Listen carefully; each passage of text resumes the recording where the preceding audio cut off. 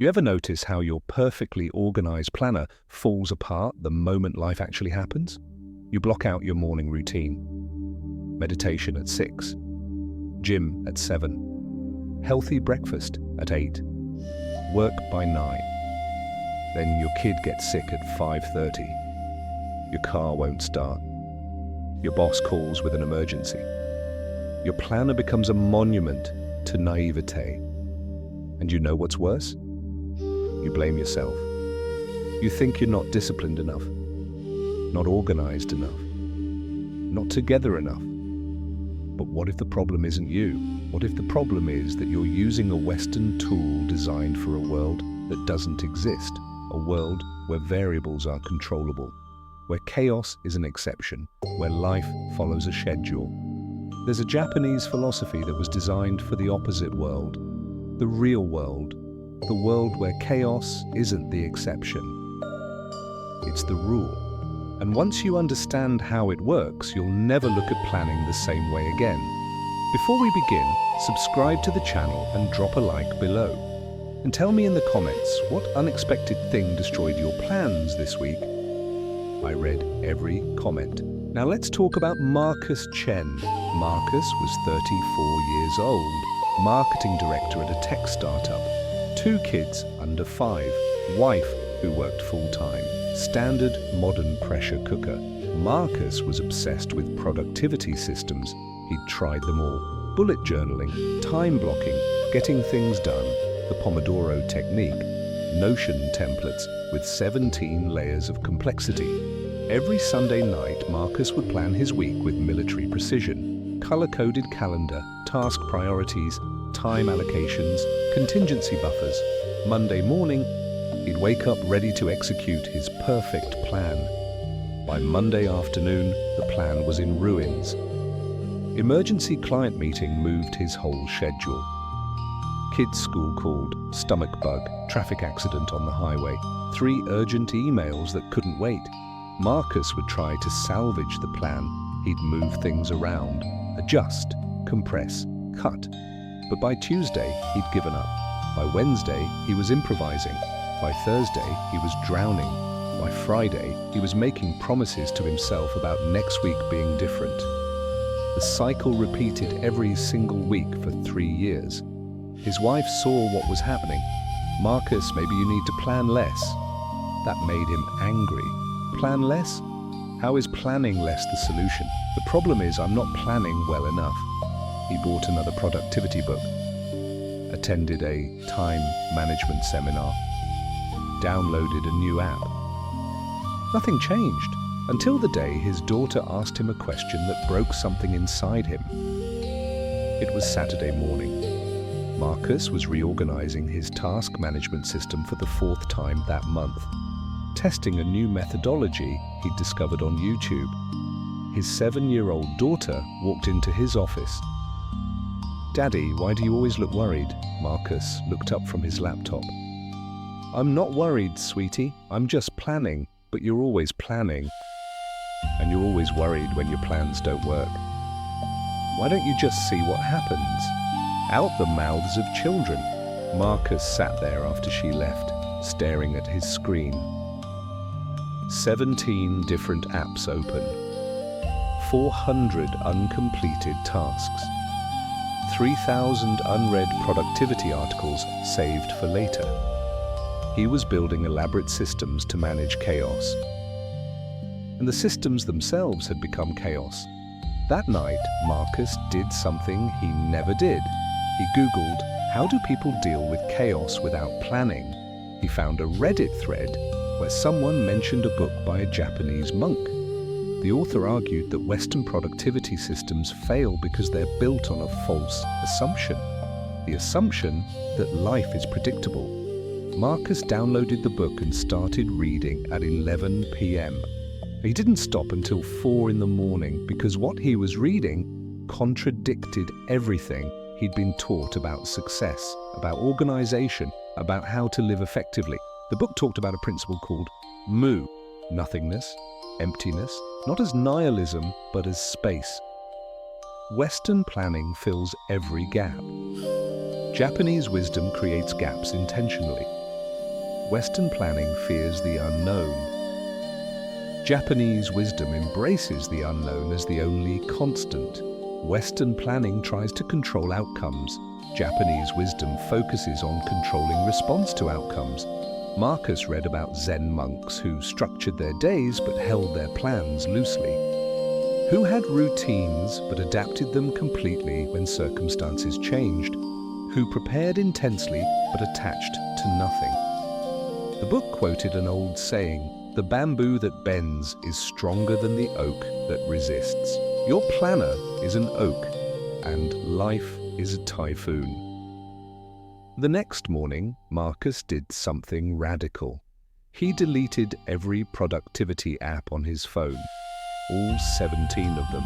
He threw away his color-coded planner, his task management system, his elaborate morning routine checklist. His wife thought he'd had a breakdown. "Marcus, are you okay?" "I'm experimenting." "With what?" "With not planning." She looked concerned but didn't say anything. Marcus created something new. Not a plan, a framework. He identified 3 things he absolutely had to do every day. Non-negotiables: work out, spend 30 minutes with his kids, do 1 high-priority work task. 3 things, that's it. Everything else was flexible space, gaps, mute. If he woke up at 6 and worked out, great. If his kid woke up sick at 5 and he worked out at noon, also great. If the day exploded and he could only do 10 push-ups in his office, that counted. The framework didn't dictate when or how. It just defined what mattered and created space for everything else to flow around it. The first week felt wrong. His brain kept reaching for the detailed plan, the security blanket of organization, the illusion of control. But something unexpected happened. Without a rigid plan to fail, he stopped failing. Without a detailed schedule to fall behind on, he stopped feeling behind. Without 17 color-coded priorities, he could actually see what mattered. Monday of week 2, 3 emergencies hit before lunch. Old Marcus would have spiraled. His whole day would have been ruined because the plan was ruined. New Marcus just adapted. Okay, emergencies handled. Still have afternoon? What's the 1 high-priority work task? Knocked it out in 90 minutes. Kids come home in an hour, spend time with them, work out after they go to bed. Day complete. 3 non-negotiables done. 0 guilt about the 17 things that didn't happen because they were never in the framework to begin with. His wife noticed first, "You seem calmer." "I am. I stopped trying to control chaos. I'm just flowing with it." "But that sounds like you're giving up." "Like you're not ambitious." Marcus smiled. "I'm still ambitious. I'm just not delusional anymore. I used to think I could predict and control my day. Now I know I can prepare and adapt. One of those works, the other drives you insane." By week 4, Marcus had integrated something else from the book. The concept of Kaizen applied to chaos. Kaizen usually means continuous improvement, but the monk's interpretation was different: continuous adaptation. Small adjustments based on what's actually happening, not what you hoped would happen. Every evening, Marcus would spend 5 minutes reflecting, not on what went wrong with his plan, because there was no plan to go wrong, but on how he responded to what actually happened. Kid got sick. How did I handle it? Did I resist reality or flow with it? Did I create unnecessary suffering by being angry about the disruption? Client meeting ran long. Did I adapt well? What would I do differently next time this happens? Because it will happen again. These weren't productivity questions, they were wisdom questions. A researcher at the Tokyo Institute of Technology who has studied stress responses for 20 years discovered something fascinating. People who plan rigidly experience significantly higher cortisol spikes when plans fail compared to people who plan flexibly. The rigid planners interpret deviation as personal failure. The flexible planners interpret deviation as data. Month 2, Marcus started teaching his approach to his team at work. They were skeptical. "You're saying we shouldn't have detailed project plans?" "No, I'm saying we should have clear outcomes and flexible paths. And we know what we're building. We don't pretend to know every obstacle we'll face getting there." He introduced a principle from the monk's book, Mizusashi, the water master. Water has a destination, downhill to the ocean. But water doesn't plan its path. It finds the path of least resistance in real time. Around rocks, through cracks, over falls. It doesn't fight obstacles, it incorporates them. Your projects should be water, clear direction, adaptive path. His team started restructuring their project management. Instead of Gantt charts with 17 dependencies and fixed deadlines for every micro task, they identified key milestones and created adaptive sprints. Instead of detailed daily stand-ups reporting deviations from plan, they had quick check-ins focused on one question: what's actually happening and what's our response? Productivity increased 40% in 6 weeks, not because they were more efficient, because they stopped wasting energy managing the gap between plan and reality. The CEO noticed, "Marcus, what did you change? Your team seems different." "We stopped fighting chaos, we started accounting for it in our system." The CEO, a hardcore traditional planner, was skeptical. "Sounds like new age nonsense." Marcus pulled up their metrics. 40% productivity increase, 30% reduction in missed deadlines, 20% improvement in team satisfaction scores, 50% reduction in emergency overtime. The CEO stared at the data. "What exactly are you doing?" "We're planning like Japanese monks instead of German engineers." Month 4, Marcus read deeper into Zen philosophy and found another principle that changed everything: Fukinsei. The beauty of asymmetry, the wisdom of incompleteness. Western thinking values completion, checking boxes, finishing lists, inbox 0. Japanese thinking values the incomplete as a feature, not a bug. The unfinished painting, the asymmetric garden, the space that invites participation. Your to-do list will never be complete. And that's not a failure, that's reality. Marcus stopped trying to get to 0 tasks. He maintained a continuous flow. Things entered, things got done, new things entered. The list was a river, not a destination. This psychological shift was profound. He was no longer failing every day by not completing everything. He was succeeding every day by moving the highest priority things forward. His energy came back.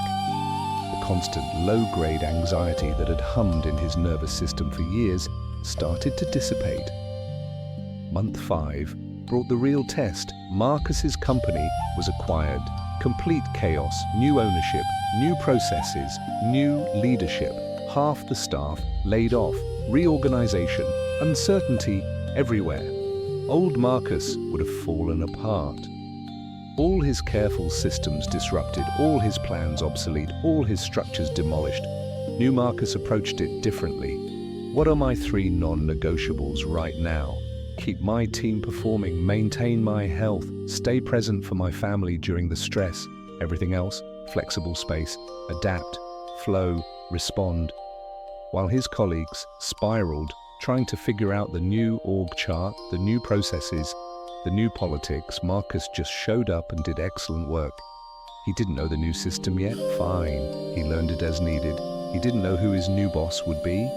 Fine. He'd be great to work with regardless. The bamboo that bends. 3 months after the acquisition, Marcus was promoted to VP. Not because he had the best plan for the new organization, because he was the calmest, most adaptable leader during chaos. The new CEO who came from the acquiring company asked him directly. Everyone else was losing their minds during the transition. You seemed completely unfazed. What's your secret? I read a book by a Japanese monk who taught me that chaos isn't a problem to solve. It's the environment we live in. The only question is whether you're going to spend your energy fighting reality or flowing with it. The CEO leaned back. We need more people like you. What's the book? Marcus shared it. The CEO read it that weekend and came back Monday with questions. This stuff actually works, sir. Look around. Who thrived during the acquisition chaos? The people who could adapt, who struggled, the people who needed everything to be predictable and got angry when it wasn't. Month 8, Marcus was asked to lead a company-wide training on chaos management. He titled it, "Why Your Planner is Making You Less Productive." 60 people showed up expecting productivity hacks. What they got was philosophy. Marcus started with a story. 2,000 years ago, Roman engineers built perfect straight roads. They fought geography, they moved mountains, they drained swamps, they forced their vision onto reality. Around the same time, Japanese builders created paths that followed the natural contours of the land. They worked with geography, they incorporated mountains, they built around swamps, they let reality shape their vision. The Roman roads are impressive ruins. The Japanese paths are still in use. Your productivity system is a Roman road. You're fighting reality, and you're exhausted because reality always wins. He taught them the framework. Identify your non-negotiables. Create flexible space for everything else. Review adaptation daily. Hold outcomes firmly and methods loosely. He taught them Mizusashi. Be like water. Clear direction. Adaptive path. He taught them Mu, embrace emptiness, gaps aren't failures, there's space for life to happen. He taught them Fukinsei, incompleteness is reality. Your list will never be done. Stop trying to finish, start trying to flow. Half the room was skeptical. This sounds like giving up, like lowering standards, like excusing poor performance. Marcus smiled. I used to think that too. Then I realized something. With the people with the highest standards I know, elite athletes, Navy SEALs, surgeons, they all share one trait. They prepare intensely and adapt constantly. They don't confuse planning with prediction. They don't confuse rigidity with discipline. A woman in the back raised her hand. But how do you know you're not just being lazy? How do you know you're not just avoiding structure? Great question. Here's the difference. The lazy person has no non-negotiables. Everything is optional based on how they feel. The wise person has absolute non-negotiables and complete flexibility around them. Lazy is no structure. Adaptive is structure that accounts for chaos. He showed them his own system. 3 daily non-negotiables, 30 minutes exercise, 30 minutes with kids, 1 high-priority work task. On his best days, he'd do all 3 plus a dozen other productive things. On his worst days, when emergencies and chaos reigned, he'd still do the 3. The 3 were his anchor. Everything else was improvisation. Someone asked, what about big goals, long-term planning? This seems very day-to-day. Marcus pulled up a framework he'd developed. I call it the compass method. You have a direction, not a destination. He explained. Western goal setting says, I will weigh 180 pounds by June 30th. Specific, measurable, time-bound. Then life happens, you get injured, you travel for work, your parent gets sick and you're caregiving. You hit June 30th at 195 pounds and feel like a failure. Japanese goal setting says, my direction is toward health. Every choice moves you closer or further from that direction. Some weeks you move 5 miles closer. Some weeks you move 2 miles further away. But your direction never changes, and you're never failing because you're not racing to a specific spot by a specific date. You're walking a direction for life. This is how you plan long-term in chaos. Compass, not map. The room was silent for a moment. Then someone started clapping. Others joined, not because Marcus had given them a system, because he'd given them permission to stop fighting reality. Year 1 complete. Marcus looked back at his transformation with something like wonder. He was now a VP at a fast-growing company, leading a team of 40. His projects were successful, his people were thriving, his performance reviews were exceptional. But that's not what made him feel successful. His 7-year-old daughter didn't ask why he looked worried anymore, because he didn't look worried. His wife said he seemed present in a way he hadn't been in years. His stress-related health issues, the tension headaches, the insomnia, the stomach problems had all resolved. He had achieved more by planning less. Not because planning is wrong, because rigid planning in a chaotic world creates suffering with no payoff. Marcus wrote an article about his journey and posted it online. It went viral, thousands of comments from people saying the same thing. I thought I was the only one whose plans always fell apart. I thought it was my fault. I thought I was failing at life. He started a newsletter teaching the philosophy. 10,000 subscribers in the first month, 50,000 by month 3. People were hungry for this, not because they wanted to give up on success, because they wanted to succeed without the constant suffering of failed plans and disappointed expectations. A clinical psychologist who specializes in anxiety disorders reached out to Marcus. What you're teaching is basically exposure therapy for control issues. Most high achievers are addicted to the feeling of control. They create elaborate planning systems to feed that addiction. But control is an illusion in a chaotic world. You're teaching people to get comfortable with uncertainty while still moving toward their goals. This is profound therapeutic work disguised as productivity advice. Marcus had never thought about it that way, but it made sense. His old planning obsession was just anxiety management, and it didn't work. His new approach was anxiety acceptance, and it did work. He thought about the monk who wrote the book that started this journey. The monk had lived 800 years ago, never used a smartphone, never managed a project team, never dealt with email. And yet his wisdom was more applicable to modern chaos than any productivity guru who promised you could engineer control over your life if you just bought their course. Year 2, Marcus was approached by a publishing company. We want you to write a book. Your philosophy, your system. Marcus almost said yes immediately, then he paused. Is writing a book consistent with my philosophy? What do you mean? He thought about it. My philosophy is that the map is not the territory, that rigid systems fail in contact with reality, that wisdom is about adaptation, not replication.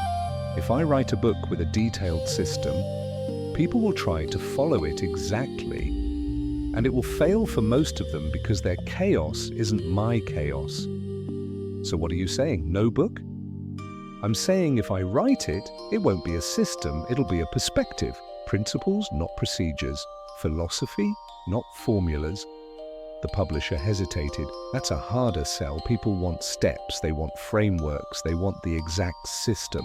Marcus smiled, and that's why they keep buying productivity books that don't work. They want someone to give them the answer, but there is no answer. There's only a practice, a way of seeing, a relationship with chaos. He wrote the book anyway, not as a bestseller strategy, as a transmission of understanding. It was called The Chaos Compass, Ancient Wisdom for Modern Uncertainty. It sold modestly, but the people who read it had profound transformations. Because Marcus didn't give them a system to implement, he gave them a lens to see through. One reader wrote, I've read 40 productivity books, they all failed me. I thought I was the failure. Your book showed me the books were the failure. They were selling control in an uncontrollable world. You're teaching wisdom. Wisdom actually works. Another wrote, I'm a surgeon, life and death stakes, unpredictable emergencies. Chaos is my environment. Your philosophy matches how I actually work. Prepare intensely, adapt constantly, hold outcomes firmly and methods loosely. This isn't just productivity advice. This is how you operate in high-stakes uncertainty. Marcus realized something. The people who resonated most deeply with his work were people who dealt with real chaos. Surgeons, soldiers, emergency responders, parents of young children. Startup founders, People who couldn't afford the luxury of believing life was predictable. The people who resisted his work were people whose lives were relatively stable. They still believed control was possible. They just needed a better system. Reality would teach them eventually. The question was how much suffering they'd endure first. Year 3, Marcus stopped writing about productivity altogether. He started writing about philosophy. Zen, Taoism, Stoicism. The ancient traditions that understood what modern life was just rediscovering. Chaos is the default, control is the illusion. Wisdom is in the response, not the plan. He wrote about wabi-sabi, the beauty of imperfection. Your life will never be perfect. Your day will never go as planned. You will never complete everything you intended, and that's not a failure of discipline. That's reality being reality. He wrote about Mushin, no mind, the state of responding without deliberation. This is what happens when you've practiced your non-negotiables so deeply that you don't need to decide anymore. You just move like water, like bamboo in wind. He wrote about Ma, the space between. Western culture fears empty space. We fill every gap with activity, noise, plans.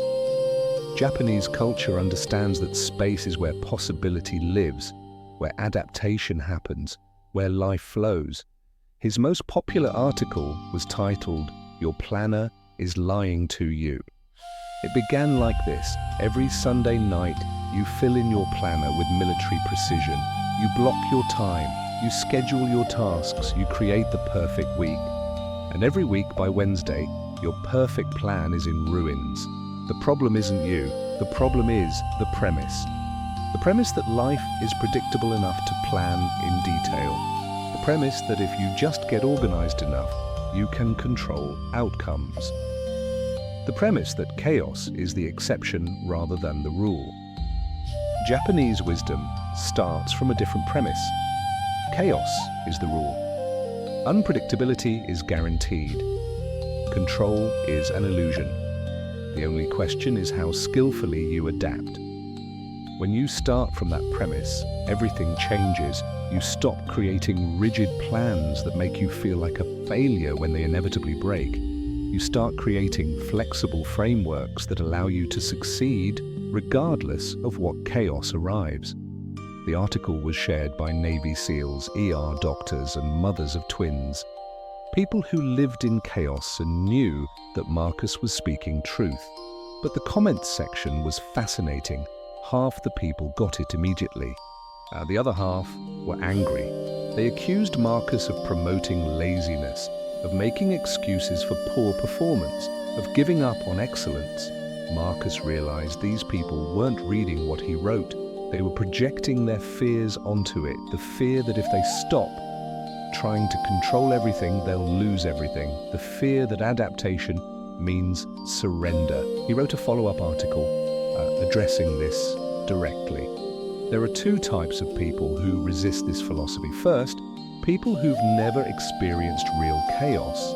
Your life has been relatively predictable. You've never had a child with a chronic illness, never worked in an ER during a mass casualty event, never run a startup through a market crash.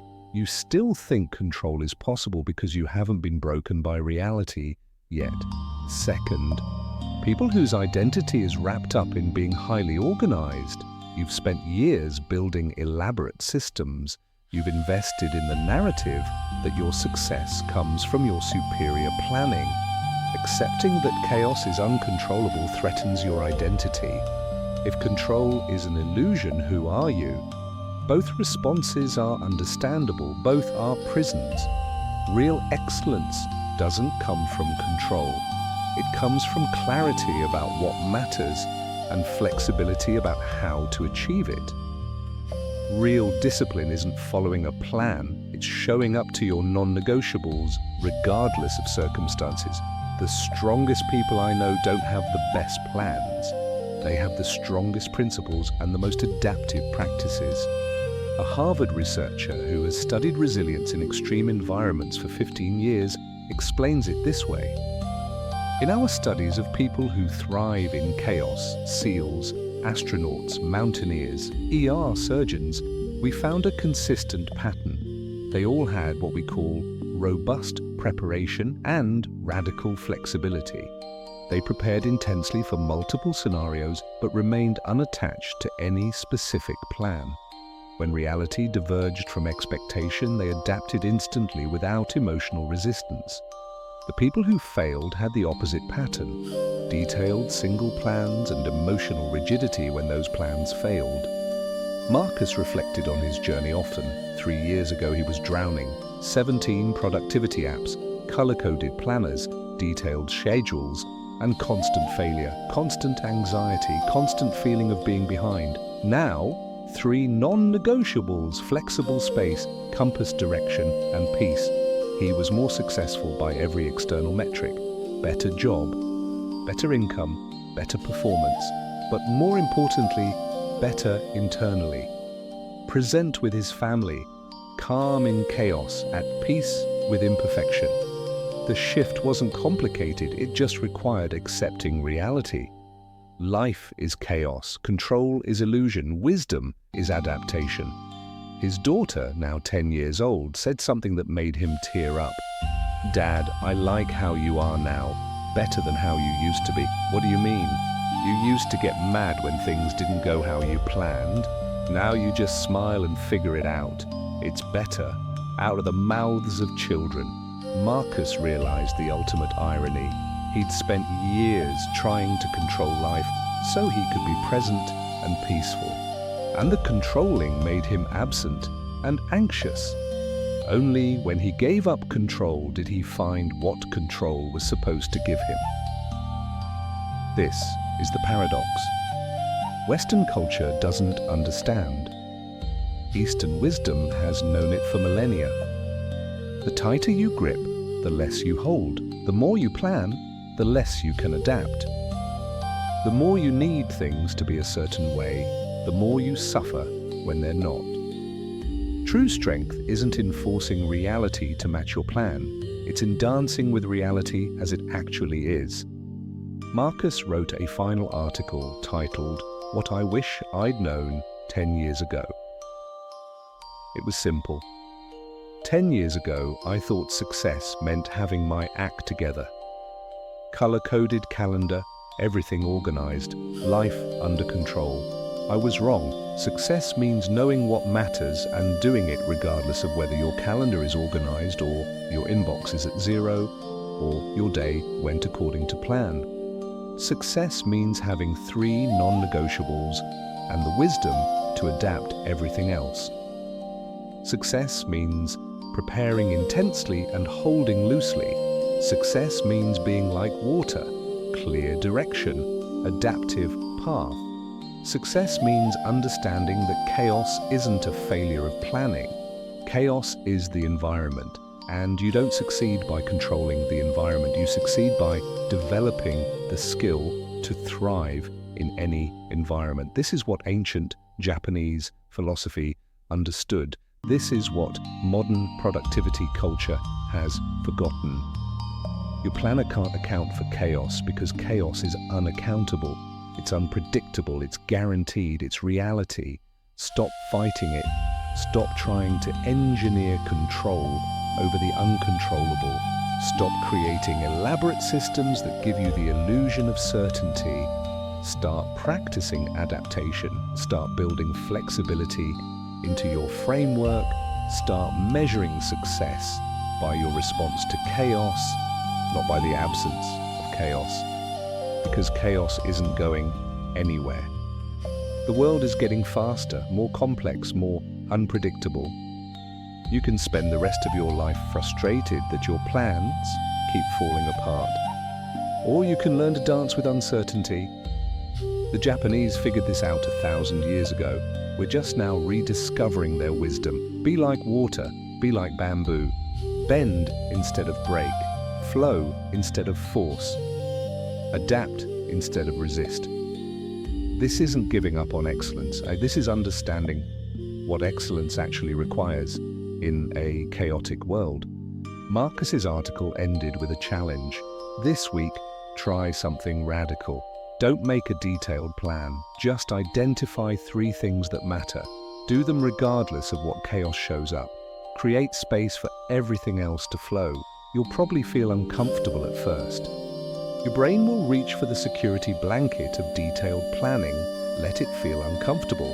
By week's end, notice how you feel. Are you more stressed or less? Did you accomplish more or less? Are you fighting reality or flowing with it? And if you find that you're calmer, more present, more adaptable, more successful, even without the detailed plan, then ask yourself an honest question. What was the plan really giving you? Security, or just the illusion of security, control, or just anxiety when control proved impossible? The wisdom traditions knew something we've forgotten. You can't plan your way through chaos. You can only prepare your principles and practice your adaptation. Everything else is just theatre. Elaborate planning theatre that makes you feel productive while actually making you fragile. Stop performing productivity. Start practicing wisdom. The article was shared 50,000 times in the first week. Marcus's inbox flooded with messages. People thanking him, people telling him he'd changed their lives, people saying they'd felt alone in their failure to keep detailed plans, and his work showed them they weren't failing. The system was. But the message that meant the most came from someone unexpected.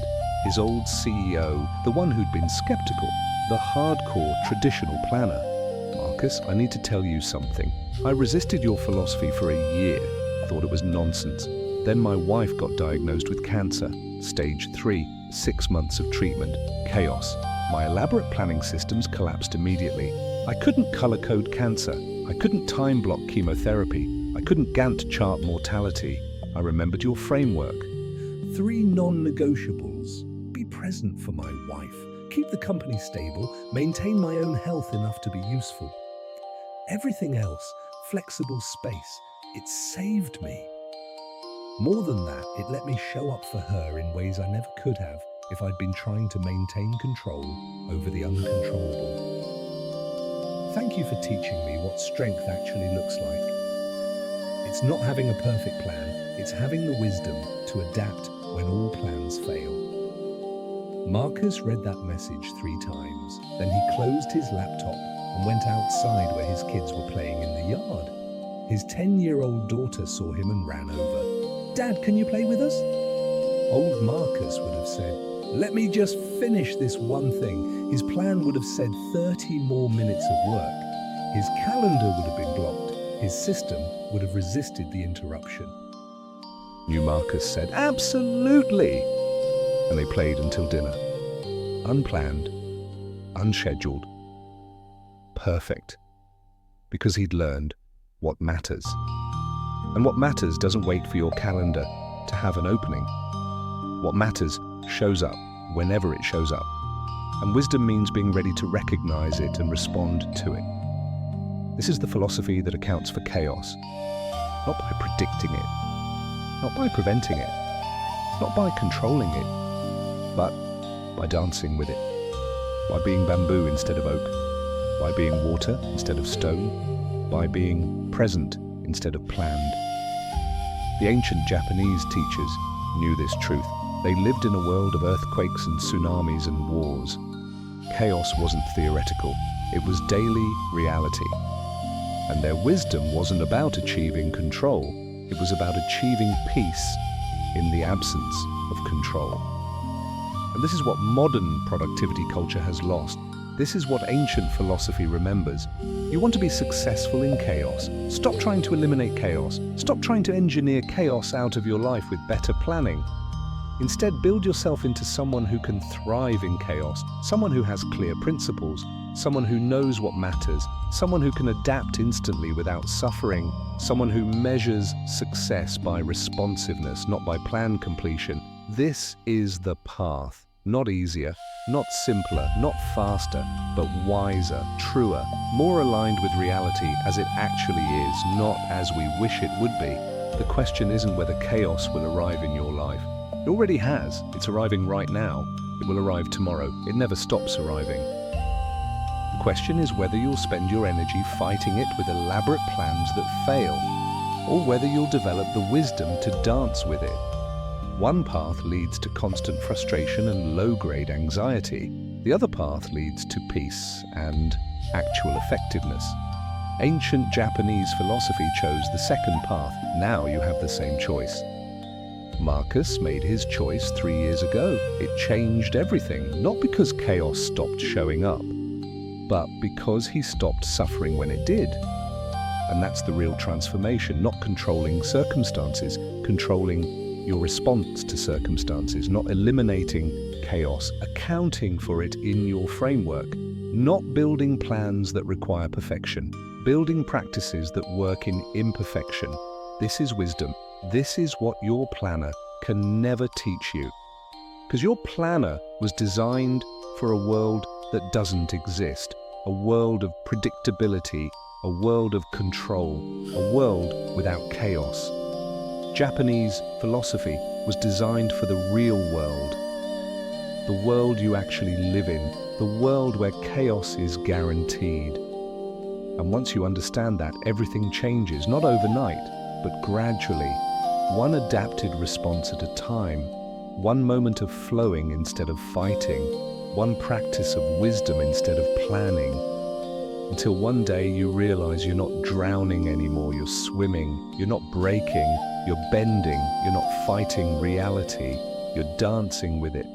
And people will look at you and wonder how you're so calm, so present, so successful, how you seem to glide through chaos that destroys everyone else.